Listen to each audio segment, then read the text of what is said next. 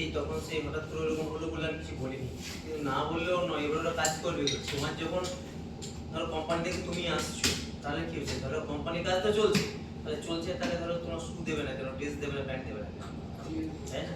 আমি বলিনি এখন ঠিক আছে চলো, মানে বলছিল 1 মাস গেল 2 মাস গেল, এই যে বছরের অর্ধেক হয়ে গেল, ছেলের পর থেকে কি করবে, হার্টের মানে ইয়ে হয়েছিল, অপারেশন, বাইপাস। আমাদের ওই কি তোমার ওই পেসমেকার লেগেছে নাকি? আচ্ছা বা আচ্ছা আচ্ছা বাইপাস সার্জারি করছে। ঠিক আছে তুমি বলো, হ্যাঁ মানে এই মাসের মধ্যে যেন হয়ে যায়।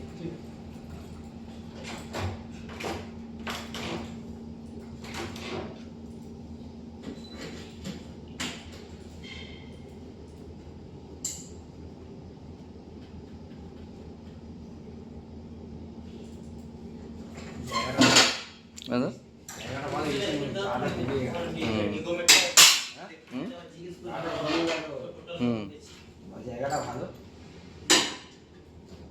ঠান্ডার মধ্যে কাজ করছে, কষ্টটা হচ্ছে না একদম।